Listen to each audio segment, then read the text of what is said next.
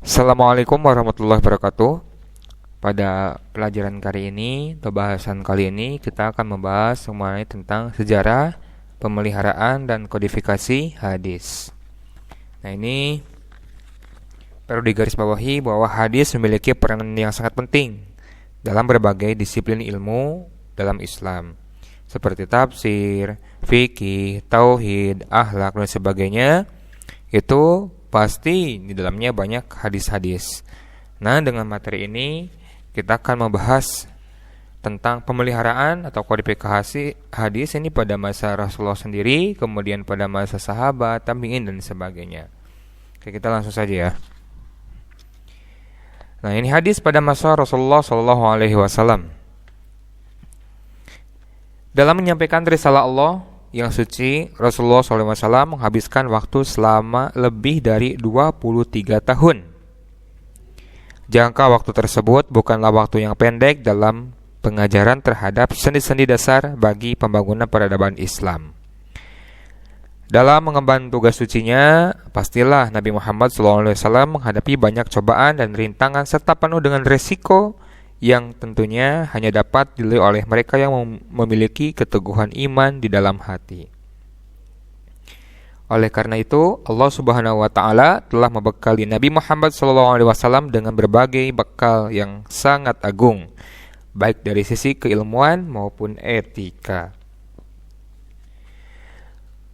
Nah, pada masa Rasulullah SAW ini ternyata Rasulullah SAW sendiri melarang para sahabat untuk menulis hadis.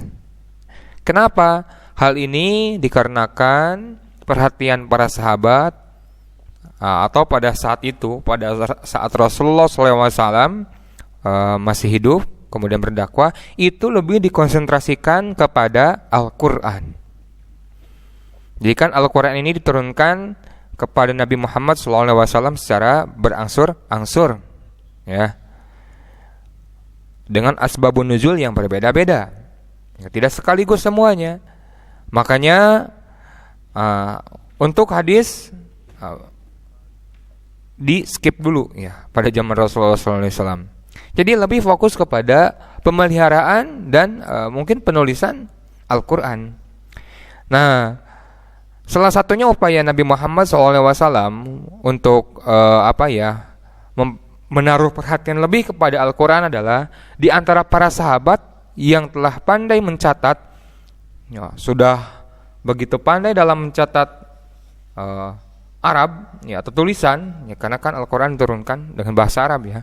Kita diberi tugas oleh Nabi Muhammad SAW untuk menulis Al-Quran. Ya.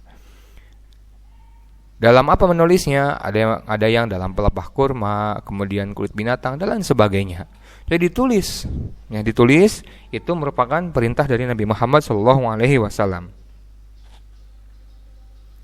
Jadi pada masa Rasulullah SAW, sejujurnya kondisi hadis itu secara umum tidak tercatat. Bahkan, ya, perlu digarisbawahi bahwa Rasulullah SAW sendiri itu dilarang menulis hadis. Hadis hanya dihafal oleh mayoritas sahabat, kemudian disampaikan kepada sesamanya yang belum mendengar atau mengetahuinya. Karena tidak seluruh sahabat dapat hadir di majelis Nabi Muhammad SAW. Nah, jadi hanya dihafal, ya, dihafal. Jadi Nabi Muhammad sedang berkumpul dalam suatu majelis ilmu, ya. Artinya thalabul ilmi. Kemudian Nabi menyampaikan hadis-hadis Nabi, ya. Kemudian dengar dan dihafalkan oleh para sahabat. Kemudian sahabat tersebut, ya, pulang ke rumahnya, ketemu dengan saudaranya atau sahabatnya yang tidak hadir di majelis ilmi, kemudian menyampaikan apa yang disampaikan oleh Rasulullah SAW. Yang pada dasarnya banyak hadis-hadis yang tersampaikan pada saat majelis ilmi tersebut. Nah, jadi pola penyebaran pada masa Rasulullah sendiri hadis itu tidak ditulis, tapi secara tidak langsung, ya, tata lepak, ya, kalau bahasa sekarang itu dari mulut ke mulut saja, ya, dengan metode hafalan. Kemudian, nah, ini cara penyampaian hadis pada masa Rasulullah SAW. Ada 5 poin atau 5 metode penyampaian hadis pada masa Rasulullah SAW. Yang pertama melalui majelis ilmi, yakni tempat atau pusat pengajian yang dipakai oleh Nabi Muhammad untuk mengadakan pembinaan kepada kaum muslimin. Melalui cara ini, para sahabat mendapatkan peluang yang lebih besar untuk menyerap sebanyak-banyaknya mungkin informasi dari Nabi Muhammad SAW. Bahkan sebagian para sahabat ada yang rela melakukan perjalanan yang sangat jauh untuk meminta solusi atas permasalahan yang mereka hadapi kepada Nabi Muhammad SAW. Bahkan di antara para sahabat ada yang sengaja untuk mencari informasi, ya, sengaja diberi tugas. Siapa? Yaitu adalah Umar bin Khattab. Jadi Umar itu tugasnya adalah mencari informasi dari Kanjeng Nabi Muhammad SAW. Nah, kemudian yang kedua adalah metode yang kedua adalah menyampaikan pada sahabat tertentu lalu menyampaikan pada sahabat yang lain. Dalam berbagai kesempatan, ini Rasulullah SAW menyampaikan hadisnya melalui sahabat-sahabat tertentu, yang kemudian oleh para sahabat tersebut disampaikan kepada sahabat yang lain. Hal ini terjadi karena terkadang ketika Nabi menyampaikan hadis, para sahabat yang hadir hanya beberapa orang saja, baik karena disengaja oleh Rasulullah SAW ataupun karena kebetulan. Yang ketiga, menyampaikan hadis melalui istri-istrinya. Nah, untuk menyampaikan hadis melalui istri-istrinya, ini adalah berkaitan dengan hal-hal yang sensitif, seperti yang berkaitan dengan persoalan keluarga, kemudian kebutuhan biologis, yang terutama menyangkut hubungan suami istri.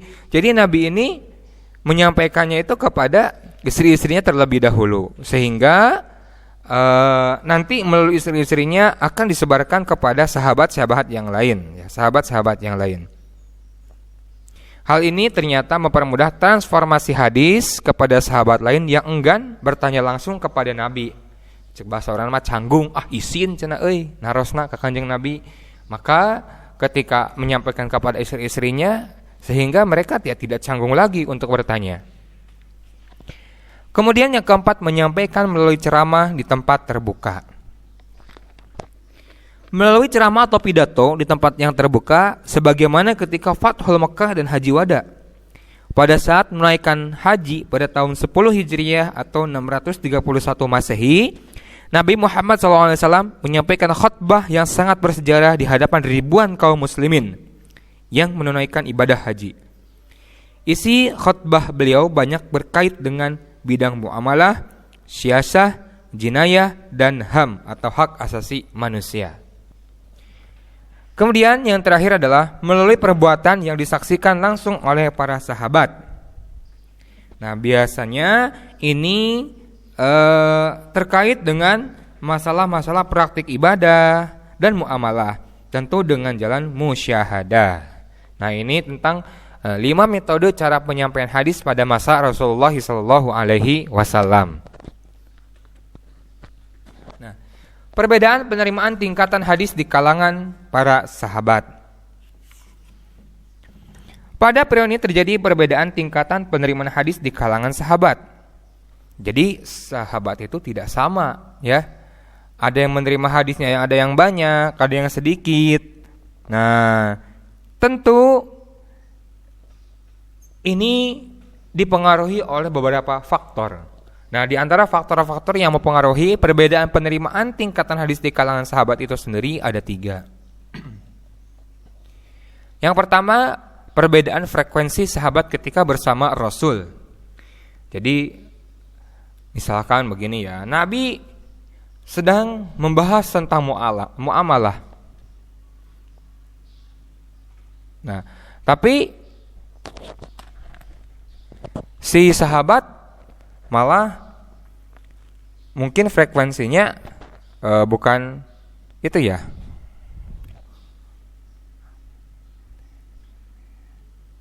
Bukan kepada muamalah. Jadi ini mempengaruhi. Kemudian yang kedua adalah perbedaan tingkatan kemampuan para sahabat. Jadi sahabat itu tetap ya ada yang ingatannya ada yang lemah, ada yang kuat dan lain sebagainya. Kemudian perbedaan sahabat ketika masuk Islam. Ada yang awal masuknya, kemudian ada yang terakhir.